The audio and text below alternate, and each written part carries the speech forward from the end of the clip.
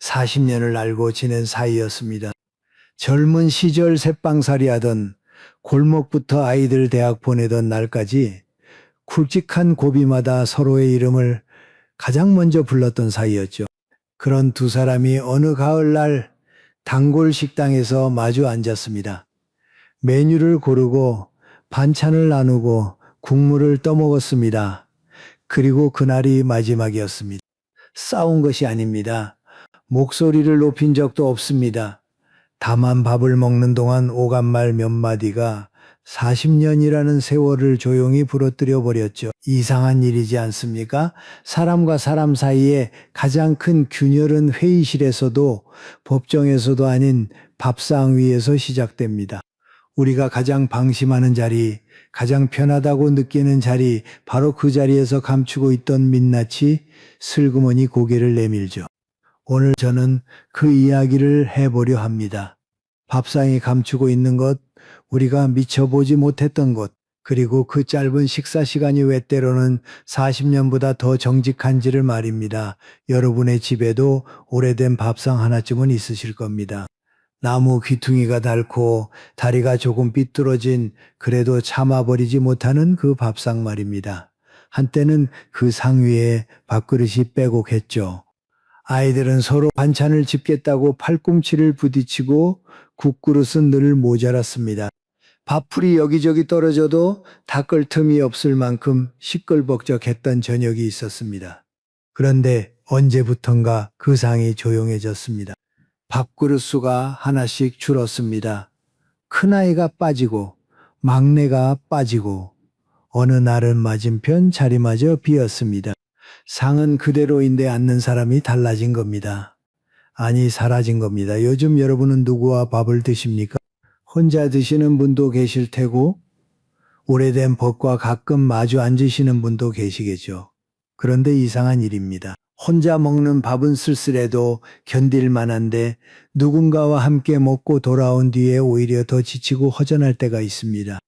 그 사람과 나눈 말 한마디가 밥맛보다 오래 남아서 밤새 가슴 한구석이 묵직한 겁니다. 그렇다면 묻고 싶습니다. 도대체 누가 내 밥상에 앉을 자격이 있고 누가 그 자리에서 일어나야 하는 걸까요? 여러분, 본격적인 이야기에 들어가기 전에 하나만 여쭤보겠습니다. 혹시 누군가와 밥을 먹고 돌아왔는데 밥을 먹기 전보다 오히려 기운이 빠진 적이 있으십니까?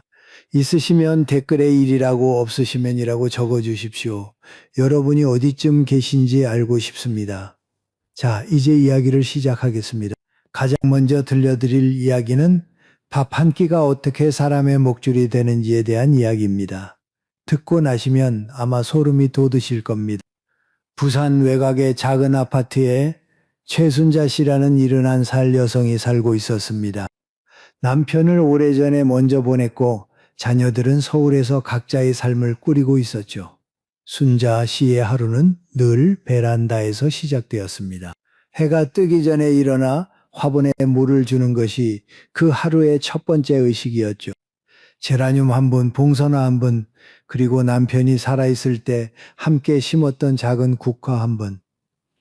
그 화분들에게 물을 주는 10분이 순자 씨에게는 하루를 버티는 힘이었습니다. 순자 씨는 아파트 단지 안에 있는 건강체조 모임에 나가고 있었습니다. 거기서 알게 된 한 여성이 있었죠.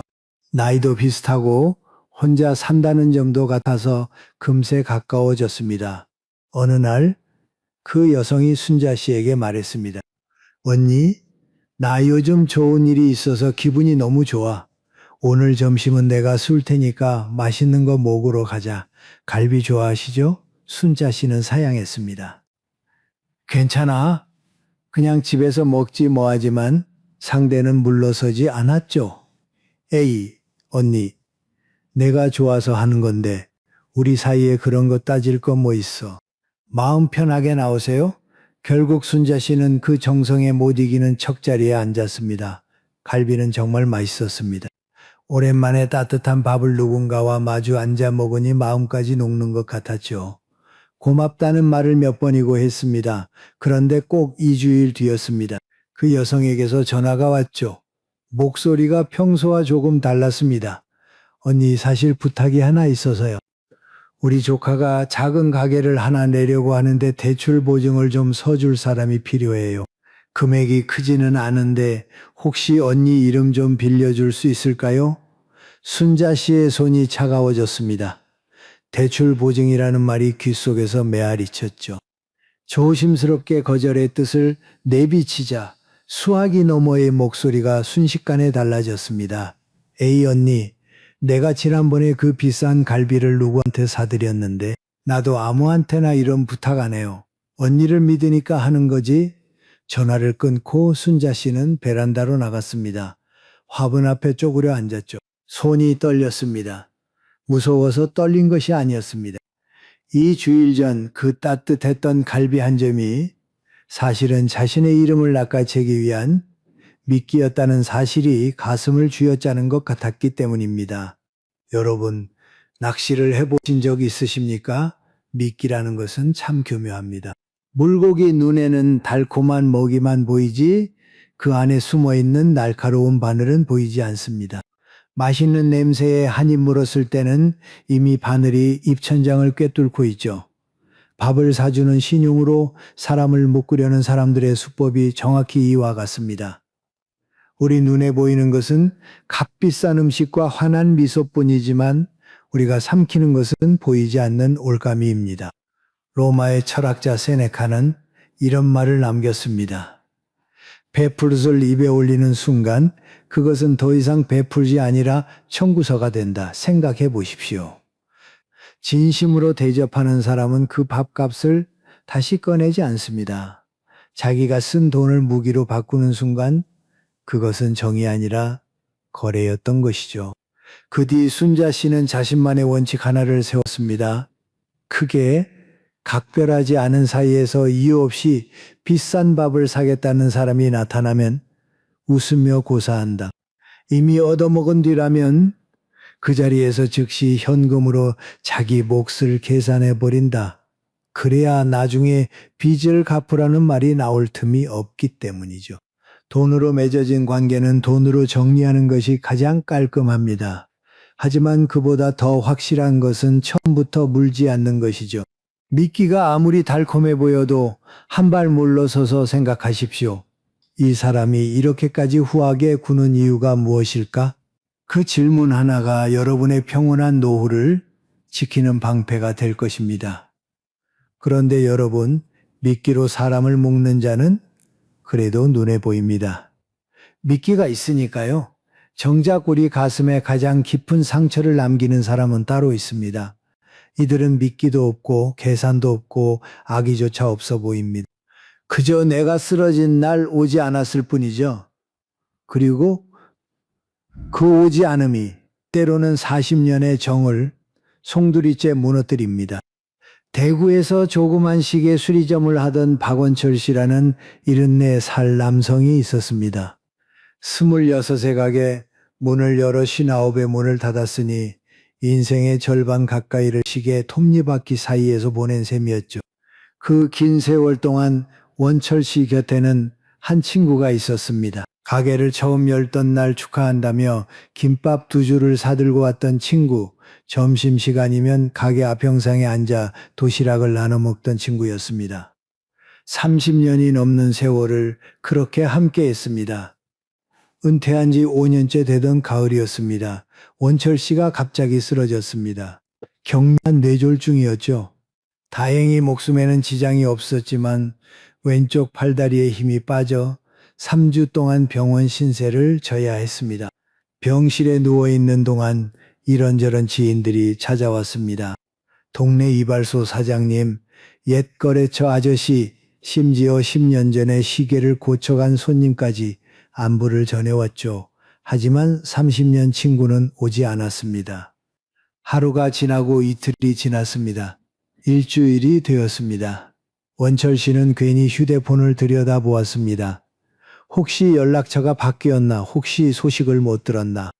하지만 병원에 입원했다는 소문은 이미 동네방네 돌고 있었고 그 친구가 모를 리 없었습니다. 18일째 되던 오후였습니다. 원철 씨는 간호사에게 부탁해서 휠체어를 밀어달라고 했습니다. 병실이 너무 답답하다고 했지만 사실 복도 끝에 있는 엘리베이터 앞에 가고 싶었던 겁니다. 이유는 자기 자신도 잘 몰랐습니다. 그냥 사람들이 오가는 곳에 앉아 있고 싶었는지도 모릅니다. 엘리베이터 문이 열렸습니다. 꽃다발을 든 젊은 여자가 내렸습니다. 문이 닫혔습니다.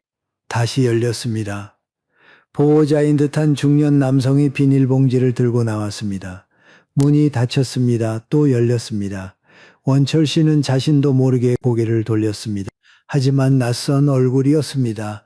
문이 닫혔습니다. 기다림이란 참 조용한 고통입니다. 아무도 모릅니다. 병실 침대에 누워서 천장만 바라보는 시간이 얼마나 느리게 흐르는지, 복도에서 발자국 소리가 들릴 때마다 혹시 하고 고개를 돌렸다가 아니구나 하며 다시 눈을 감는 그 순간이 하루에 몇 번씩 반복되는지를 말입니다. 미국 UCLA 대학교의 나오미 아이젠버그 교수 연구팀이 밝혀낸 사실이 있습니다. 사회적으로 고립되거나 가까운 사람에게 무시당할 때 우리 뇌에서 활성화되는 영역이 있는데 그것은 놀랍게도 뼈가 부러지거나 살이 찢어질 때 반응하는 바로 그 통증 영역과 정확히 같다는 것입니다. 쉽게 말씀드리면 이런 겁니다. 병원에 누워서 올 줄 알았던 사람이 오지 않았을 때 느끼는 그 쓰라림은 상상이 아닙니다. 진짜 아픈 겁니다. 뼈가 부러진 것과 똑같은 아픔을 뇌가 느끼고 있는 것이죠. 그러니 내가 예민한 게 아니냐고, 너무 서운해하는 것 아니냐고 자책하지 마십시오. 아픈 것이 맞습니다. 3주 만에 퇴원한 날 원철 씨의 전화기가 울렸습니다. 바로 그 친구였습니다. 야, 너 퇴원했다며? 잘됐다. 이번 주에 우리 단골 횟집에서 한잔하자. 내가 쏠게? 목소리는 밝았습니다. 마치 아무 일도 없었다는 듯이. 원철 씨는 5초쯤 가만히 숨을 고르더니 나직한 목소리로 대답했습니다. 병원 엘리베이터 문이 300번은 열리고 닫혔는데 자네 얼굴은 한 번도 안 보이더군. 이제 횟집 문도 안 열어도 되겠어. 그리고 조용히 전화를 끊었습니다. 우리는 흔히 이런 상황에서 스스로를 다독입니다. 예의 바빴겠지. 30년 친구인데 이 한 번 때문에 끊을 수는 없잖아. 그 마음 충분히 이해합니다. 평생 정을 쌓아온 분일수록 그 정을 놓는 일이 뼈를 깎는 것처럼 아프니까요. 하지만 잠시 이렇게 생각해 보십시오. 내 인생에서 정말 힘든 순간은 그리 자주 오지 않습니다. 한 번, 기껏해야 두세 번이죠. 바로 그 한 번에 오지 않은 사람은 바빴던 것이 아닙니다. 그것은 그 사람의 대답입니다. 여러분이 30년 동안 물어온 질문, 이 사람은 진짜 내 사람인가에 대한 대답 말입니다. 원철 씨는 전화를 끊은 뒤 거실 소파에 한참을 앉아 있었습니다. 서운하지 않았느냐고요? 당연히 서운했습니다. 하지만 원철 씨는 이렇게 생각했다고 합니다. 30년 동안 답을 몰랐는데 3주 만에 답을 알게 되었으니 오히려 싸게 먹힌 셈이지. 여러분, 지금 자주 밥을 드시는 분들을 한번 떠올려 보십시오. 그리고 조용히 스스로에게 물어보십시오. 만약 내가 내일 당장 쓰러져서 병원에 실려간다면 이 사람이 퇴근길에 귀찮음을 무릅쓰고 병문 안을 올까? 이 질문에 단 1초의 망설임도 없이 그렇다라는 답이 나오지 않는다면 그 사람에게 여러분의 지갑과 속마음을 내어주는 것을 천천히 거두어 들이셔도 됩니다. 서두르지 않아도 됩니다. 다만 오늘부터 조금씩 문을 닫기 시작하시면 됩니다. 오늘 이 이야기가 필요한 분이 한 분이라도 계시다면 이 작은 공간이 그분에게 닿을 수 있도록 구독 버튼 한번 눌러주시면 고맙겠습니다. 여러분의 그 한 번이 이런 이야기가 계속 이어질 수 있는 힘이 됩니다. 그런데 여러분, 방금 들려드린 이야기처럼 내가 쓰러졌을 때 오지 않는 사람은 그래도 알아보기 쉽습니다. 안 왔으니까요. 증거가 명확하죠. 하지만 세상에는 훨씬 더 알아보기 어려운 사람이 있습니다. 매일 내 옆에 앉아 있고 매번 환하게 웃으며 고맙다고 말하고 내가 밥을 사면 잘 먹었다며 박수까지 쳐주는 사람. 그런데 어느 날 문득 깨닫게 됩니다. 아, 이 사람은 나를 좋아하는 게 아니라 내 지갑을 좋아하는 거였구나. 그 깨달음이 오는 순간을 말씀드려 보겠습니다. 수원에 사는 67 이정혜 씨는 매일 아침 6시면 동네 공원에 나갔습니다. 거기서 만난 체조 모임 친구들이 있었죠. 다 같이 팔을 흔들고 허리를 돌리고 웃음꽃을 피우는 그 1시간이 정혜 씨 하루의 활력이었습니다. 체조가 끝나면 의뢰공원 근처 죽집에 들렀죠. 호박죽을 시키는 사람, 전복죽을 시키는 사람, 저마다 한 그릇씩 앞에 놓고 수다를 떨었습니다. 그런데 계산할 때가 되면 분위기가 묘하게 바뀌었습니다. 아무도 먼저 지갑을 꺼내지 않았죠. 눈치를 보다가 결국 정혜 씨가 일어섰습니다. 아유, 내가 낼게. 많은 것도 아닌데. 처음에는 정말 그랬습니다. 많은 돈이 아니었고 자기가 조금 형편이 나은 편이라 기꺼이 냈죠. 그런데 한 번이 2번 되고 2번이 석 달이 되었습니다. 어느새 정혜 씨가 내는 것이 그 모임의 관례가 되어버린 겁니다. 정혜 씨는 대수롭지 않게 생각했습니다. 내가 좋아서 하는 건데 뭐 이 나이에 같이 웃어줄 사람이 있다는 게 어딘데. 그렇게 2년이 흘렀습니다. 그러다 지난 겨울 정혜 씨가 무릎 관절 수술을 받게 되었습니다. 수술비에 입원비에 재활비까지 겹치니 형편이 빠듯해졌죠. 정혜 씨는 체조 모임 단체 대화방에 메시지를 보냈습니다. 언니 동생들 요즘 내가 병원비가 좀 나가서 사정이 빠듯해요. 당분간 죽값은 각자 내는 걸로 하면 안 될까? 보내고 나서 화면을 지켜보았습니다. 읽음 표시가 하나씩 늘어갔습니다. 2, 셋, 넷, 5. 답장은 없었습니다. 다음 날 아침에도 답장은 오지 않았습니다. 그 다음 날에도 일주일이 지났습니다. 체조 모임은 여전히 열리고 있었죠. 공원에서 웃음소리도 들렸습니다. 다만 정혜 씨에게 오늘 죽 먹으러 가자는 연락은 더 이상 오지 않았습니다. 여러분, 혹시 이런 정막을 느껴보신 적이 있으십니까? 정혜 씨를 미워한 것이 아니었습니다. 누구도 대놓고 냉정하게 군 적은 없었죠. 그저 정혜 씨가 돈을 내지 않게 되자 그 죽집 모임이 자연스럽게 흐지부지 된 것뿐이었습니다. 정혜 씨가 없어서 서운했던 것이 아니라 정혜 씨의 지갑이 없어서 모임의 이유가 사라진 겁니다. 여러분의 집 앞에 감나무가 있다고 생각해 보십시오. 매년 가을이면 감이 주렁주렁 열려서 이웃들이 슬쩍 와서 따갑니다. 처음에는 고맙습니다. 잘 먹을게요 하더니 해가 지나면 아무 말 없이 따가고 또 해가 지나면 마치 자기 집 나무인 것처럼 당연하게 따갑니다. 그러다 어느 해 벌레가 들어서 감이 열리지 않았습니다. 그 해 가을 이웃들이 담 너머로 나무를 힐끗 보더니 인상을 찡그렸죠. 어머, 올해는 왜 감이 없어? 나무가 안 좋은가 보네. 나무가 아픈 건 물어보지 않았습니다. 감이 없다는 것만 확인하고 돌아섰죠, 여러분. 우리가 그 감나무였던 적은 없습니까? 평생을 베풀며 살아오신 분일수록 이 말이 가슴에 더 깊이 박히실 겁니다. 왜냐하면 우리는 스스로에게 이런 말을 해왔기 때문입니다. 내가 좋아서 하는 건데 뭐나는 받는 것보다 주는 게 편해. 맞습니다. 그 마음은 진심이었죠. 하지만 한 가지 놓친 것이 있습니다. 내가 기꺼이 준다고 해서 상대방이 기꺼이 고마워하는 것은 아니라는 사실입니다. 여기서 한 가지 불편한 질문을 드려야겠습니다. 혹시 그 사람들이 나를 당연하게 여기도록 훈련시킨 사람이 바로 나 자신은 아닐까요? 매번 괜찮아. 내가 낼게라고 말할 때마다 상대방의 머릿속에서는 아, 이 사람은 낸다라는 공식이 한 줄 더 새겨진 것은 아닐까요? 이것은 상대방을 탓하는 이야기가 아닙니다.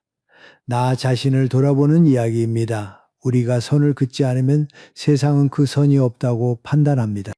그것이 사람의 본성이니까요. 그러면 내일부터 어떻게 하면 될까요? 거창한 것은 필요 없습니다. 다음번 식사 자리에서 밥이 나오기 전에 이 한마디만 하시면 됩니다. 오늘은 각자 내는 걸로 하자. 우리 사이에 그게 편하잖아. 목소리는 부드럽게 하지만 눈은 흔들리지 않게 그렇게 한 번만 말해 보십시오. 그때 상대방의 반응을 잘 보십시오. 아, 그러자 하며 아무렇지 않게 지갑을 꺼내는 사람이 있을 겁니다. 그 사람은 여러분의 돈이 아니라 여러분이라는 사람을 좋아하는 사람입니다.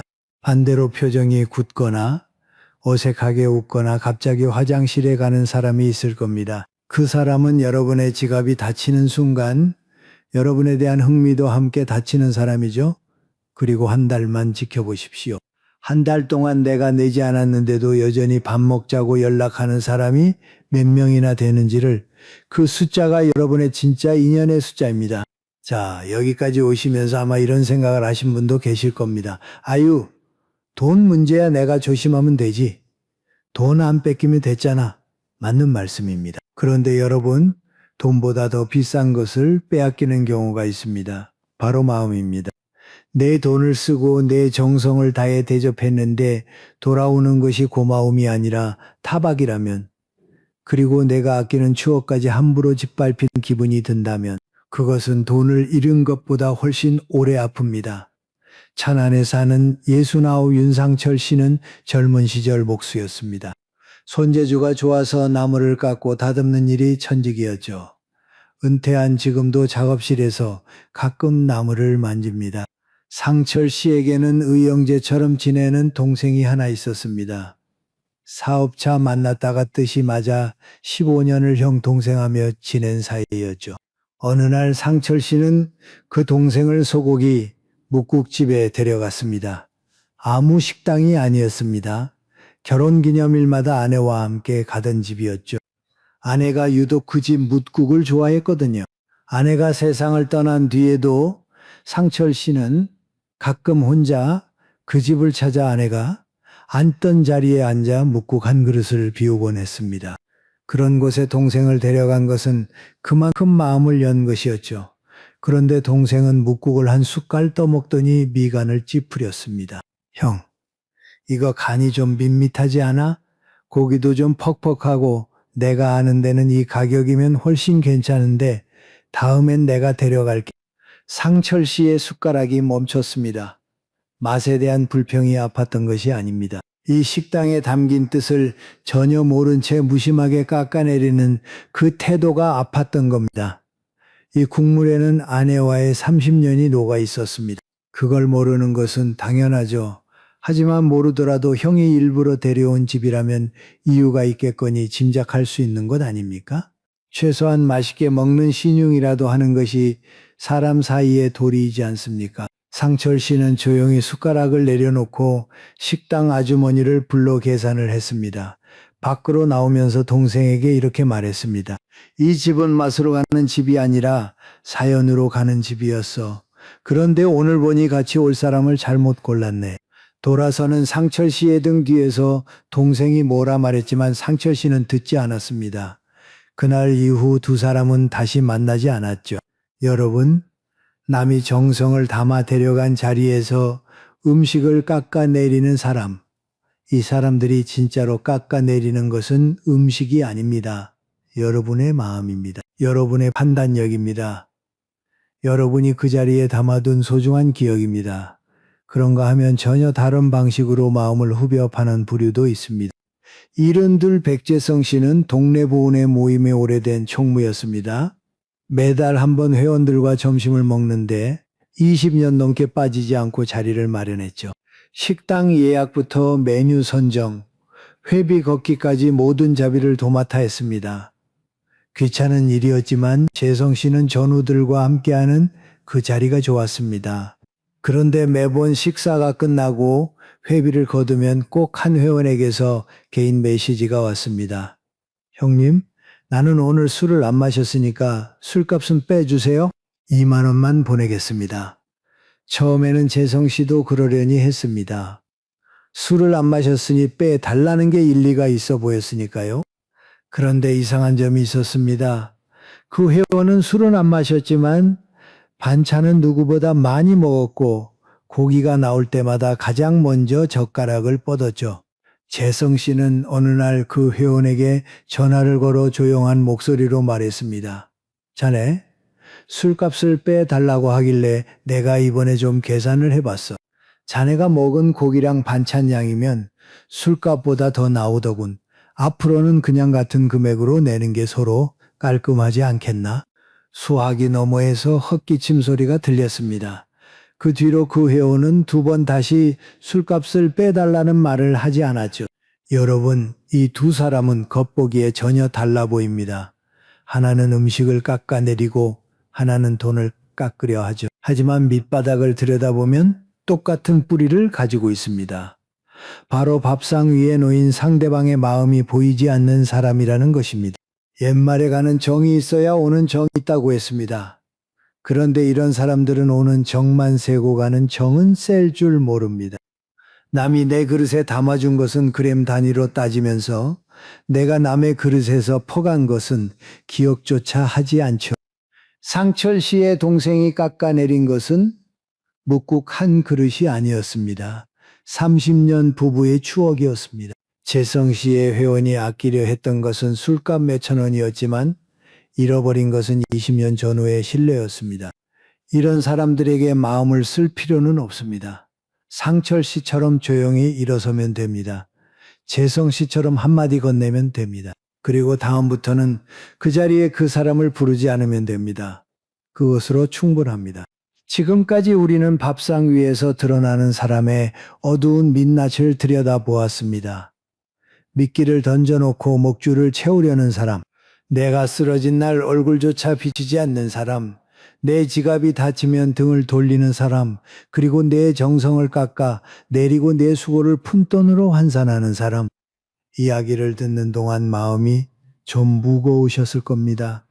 하지만 여러분, 인생이 이렇게 어두운 이야기로만 끝난다면 우리가 여기 앉아 있을 이유가 없지 않겠습니까? 어둠 속에서도 등불은 있습니다. 아주 조용히, 아주 작게, 하지만 분명하게 빛나는 사람들이 있습니다. 오늘의 마지막 이야기는 바로 그 등불 같은 사람들에 관한 것입니다. 공주에서 40년 넘게 시장에서 채소를 팔던 김옥분 씨라는 73 할머니가 계셨습니다. 새벽 4시에 일어나 트럭에 채소를 싣고 시장에 나가는 것이 평생의 일과였죠. 손은 갈라지고 허리는 굽었지만 옥분 씨의 목소리는 언제나 시장 골목에서 가장 크고 활기찼습니다. 아이고 사장님, 오늘 시금치가 끝내줘요. 한 단 가져가 봐요. 옥분 씨의 단골 중에 10살쯤 어린 여자분이 한 명 있었습니다. 매주 목요일이면 어김없이 들러서 시금치 한 단, 깻잎 한 묶음을 사가는 분이었죠. 이름도 몰랐습니다. 그냥 목요일 손님이라고 불렀죠. 그러다 어느 비 오는 날 그 손님이 우산도 없이 흠뻑 젖어 나타났습니다. 옥분 씨가 어머나 비 오는데 뭐하러 나왔어요? 하며 비닐을 하나 씌워주었더니 그날따라 그 손님이 오래 머물렀습니다. 이런저런 이야기를 나누다 보니 그분도 혼자 사는 처지였고 딸이 멀리 제주도에 있다는 것을 알게 되었죠. 그 뒤로 두 사람은 가끔 시장 안 칼국수집에서 밥을 먹기 시작했습니다. 옥분 씨가 사는 날도 있었습니다. 어느 쪽이 내든 아무도 신경 쓰지 않았죠. 그러다 지난 봄 시장을 접고 은퇴한 옥분 씨가 오랜만에 그 동생에게 연락해서 밥을 먹자고 했습니다. 설렁탕 한 그릇을 시켜서 나눠 먹었죠. 옥분 씨가 계산을 마치고 나오자 동생이 옥분 씨의 손을 잡았습니다. 꼭 잡았습니다. 그리고 눈을 맞추며 이렇게 말했습니다. 언니, 오늘 국물이 정말 시원했어요. 근데 국물보다 언니 얼굴 보는 게 더 시원했어. 바쁘실 텐데 불러줘서 고마워요. 그냥 잘 먹었어. 한마디면 될 것을 이 사람은 왜 이렇게까지 정성스럽게 말하는 걸까요? 옥분 씨는 괜히 코끝이 찡해졌습니다. 그도 그럴 것이 시장에서 40년을 남에게 퍼주고 살았는데 잘 먹었다는 말조차 제대로 들어본 적이 몇 번이나 되었던가 싶었기 때문이죠. 그런데 그 동생의 진심은 여기서 끝이 아니었습니다. 일주일 뒤 옥분 씨의 현관문 앞에 비닐봉지 하나가 놓여 있었습니다. 안에는 깻잎이 수북했죠. 쪽지가 하나 끼워져 있었습니다. 언니, 우리 집 앞 화단에서 기른 깻잎이에요. 참기름에 밥 비벼서 이걸로 싸 드세요. 지난번 설렁탕이 자꾸 생각나서요. 옥분 씨는 그 비닐봉지를 안고 한참을 서 있었습니다. 깻잎 한 묶음이 돈으로 얼마나 되겠습니까? 시장에서라면 1,000원도 안 되는 것이죠. 하지만 그 1,000원짜리 깻잎이 담고 있는 무게는 달랐습니다. 지난번 밥이 고마웠다는 것, 그래서 뭐라도 하고 싶었다는 것, 돈이 없으면 없는 대로 마음을 쓰는 사람이라는 것, 그 모든 것이 깻잎 향 속에 배어 있었습니다. 여러분, 보답이란 반드시 돈이어야 하는 것은 아닙니다. 비싼 밥을 사야만 고마움을 갚는 것도 아닙니다. 집 앞 화단에서 뜯은 깻잎 한 줌도 되고 아침에 보내는 날씨 걱정 문자 한 통도 됩니다. 중요한 것은 크기가 아니라 방향입니다. 내가 받은 것을 기억하고 그것을 어떤 형태로든 돌려주려는 마음의 방향.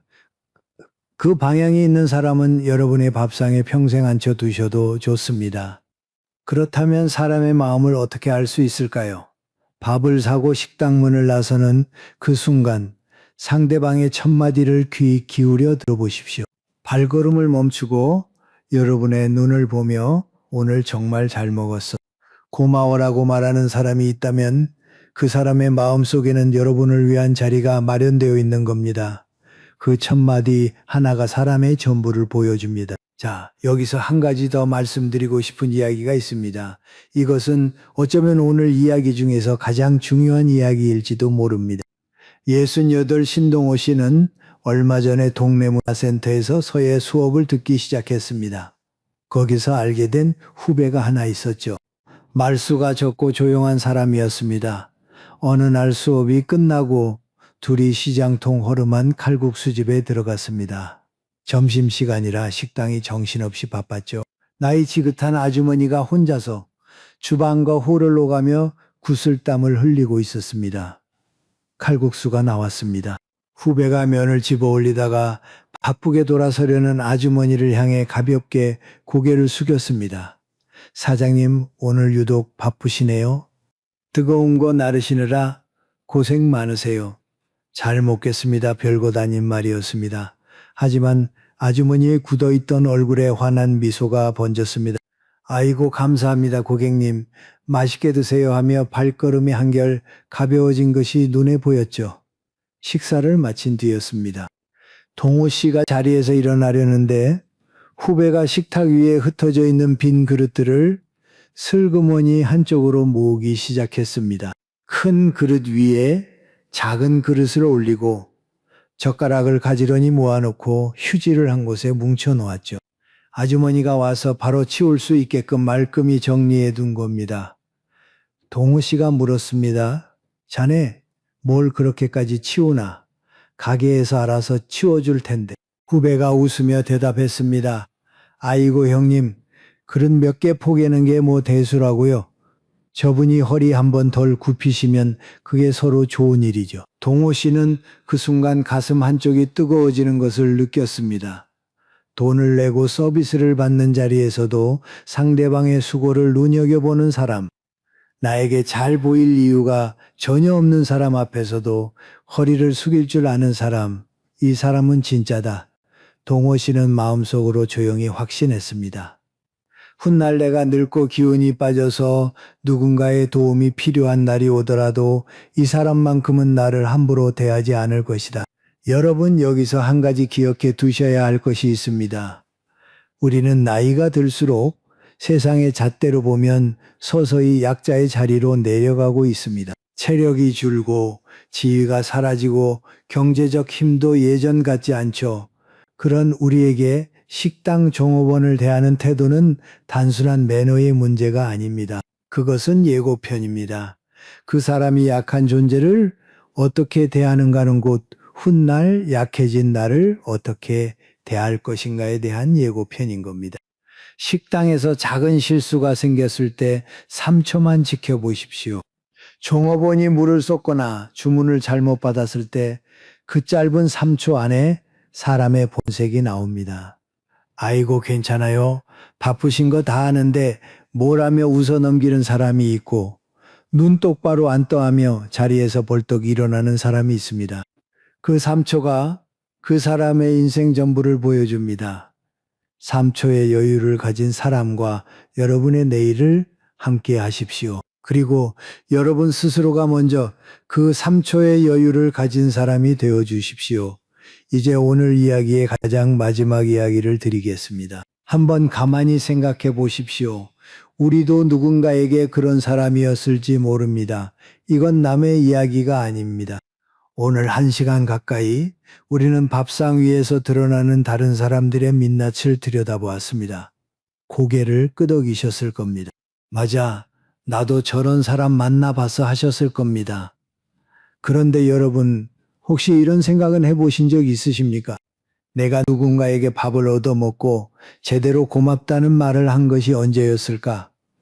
누군가 나를 위해 식당을 골라주었을 때 그 정성을 알아주기는 했을까? 내가 돈을 냈을 때 상대방이 고마워하는 것은 당연하다고 여긴 적은 없었을까? 편하게 생각해 보십시오 자책하시라는 뜻이 아닙니다. 다만 밥상이라는 거울은 맞은편 사람만 비추는 것이 아니라 나도 비춘다는 것을 말씀드리고 싶은 겁니다. 노자는 이런 말을 남겼습니다. 남을 아는 것은 지혜요, 나를 아는 것은 밝음이다. 오늘 하루 우리는 남을 알아보는 지혜를 이야기했습니다. 하지만 노자는 말합니다. 진짜 밝은 사람은 그 거울을 자기 쪽으로 돌릴 줄 아는 사람이라고. 내 곁에 좋은 사람을 두는 가장 확실한 방법은 무엇일까요? 좋은 사람을 찾아다니는 것이 아닙니다. 내가 먼저 그 좋은 사람이 되는 것입니다. 내가 먼저 고맙다고 말하고, 내가 먼저 그릇을 모아주고, 내가 먼저 3초의 여유를 보여주는 것입니다. 그러면 같은 마음을 가진 사람들이 자연스럽게 내 밥상 앞에 앉게 됩니다. 감나무에 좋은 열매가 열리면 진짜 그 맛을 아는 사람이 찾아오듯이 말입니다. 여러분, 오늘 우리는 참 긴 이야기를 함께 걸어왔습니다. 밥 한 끼라는 아주 평범한 자리에서 시작된 이야기가 어느새 사람의 밑바닥까지 내려갔다가 다시 올라왔습니다. 이제 오늘 걸어온 길을 잠시 되돌아보겠습니다. 값비싼 밥을 사놓고 그것을 빚으로 둔갑시켜 내 시간과 노동을 쥐어짜려는 사람이 있었습니다. 순자 씨에게 갈비 한 점은 호의가 아니라 올감이었죠. 이런 사람의 밥상에는 앉지 마십시오. 미끼가 아무리 달콤해도 바늘은 바늘입니다. 30년을 함께 했으면서 내가 쓰러진 병상에는 얼굴 한번 비치지 않은 사람이 있었습니다. 원철 씨가 바라본 엘리베이터 문은 300번 열리고 닫혔지만 기다리던 얼굴은 끝내 나타나지 않았죠. 내 인생에서 단 한 번 진짜 필요한 순간에 오지 않은 사람, 그것은 변명이 아니라 대답입니다. 내 지갑이 열려 있을 때만 곁에 머무는 사람이 있었습니다. 정혜 씨의 죗값이 끊기자 우정도 함께 끊어졌죠. 감나무에 감이 열리지 않는 해에 나무의 안부를 묻지 않는 사람은 감을 좋아했던 것이지 나무를 좋아했던 것이 아닙니다. 내 정성을 깎아내리고 내 수고를 푼 돈으로 계산하는 사람이 있었습니다. 상철 씨의 묵국에는 아내와의 30년이 녹아 있었는데 그것을 맛이 밋밋하다는 한마디로 짓밟았죠. 재성 씨가 20년간 도맡은 총무의 수고는 술값 몇천 원보다 가벼웠습니다. 밥상 위에 놓인 마음이 보이지 않는 사람에게는 내 마음을 놓아둘 이유가 없습니다. 그리고 마지막으로 우리는 등불 같은 사람들을 만났습니다. 깻잎 한 줌으로 고마움을 전하는 사람, 식당 아주머니의 허리를 걱정하는 사람, 이 사람들은 돈이 많아서 좋은 사람인 것이 아니었습니다. 마음의 방향이 바깥을 향해 있는 사람들이었죠. 밥 한 끼, 참 별것 아닌 것 같습니다. 그 별것 아닌 자리에 우리 인생의 전부가 담겨 있었습니다. 밥상은 배를 채우는 자리이기도 하지만 사람을 가려내는 저울이기도 합니다. 그리고 무엇보다 나 자신을 비추는 거울이기도 하죠. 맞은편에 앉은 사람의 민낯을 읽을 줄 아는 것도 지혜이지만 그 거울을 내 쪽으로 돌려 나는 어떤 밥상 동무인가를 묻는 것이 진짜 밝음입니다. 여러분, 오늘 이 이야기를 들으시는 동안 머릿속을 스쳐 지나간 얼굴이 있으셨을 겁니다. 어떤 얼굴은 떠올리자마자 씁쓸해지셨을 테고 어떤 얼굴은 떠올리자마자 입꼬리가 올라가셨을 겁니다. 그래서 여러분께 묻고 싶습니다. 지금 여러분의 곁에는 기꺼이 내 지갑을 털어 밥을 사주어도 결코 아깝지 않은 사람이 몇 분이나 계십니까?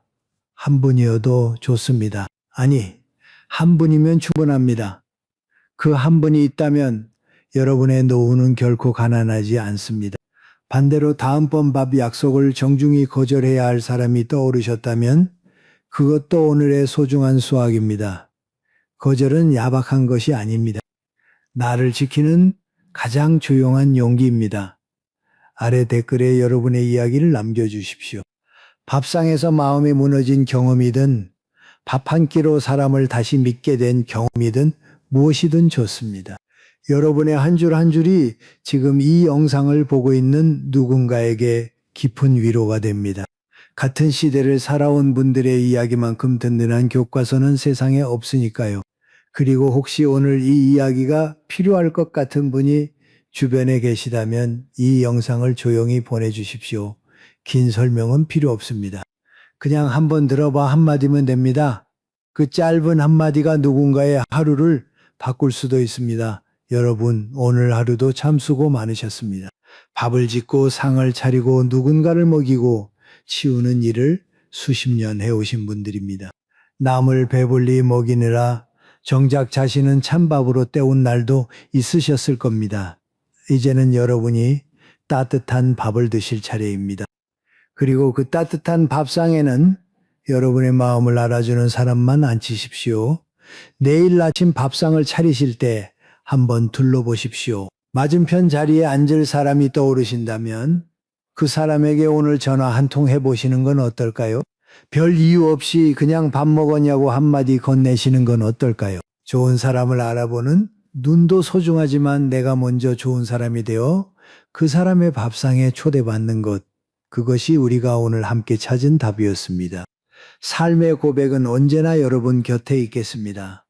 밥 한 끼의 무게를 아는 분들과 함께 오래오래 이 자리를 지키겠습니다. 오늘도 따뜻한 한 끼 드시고 편안한 밤 되십시오.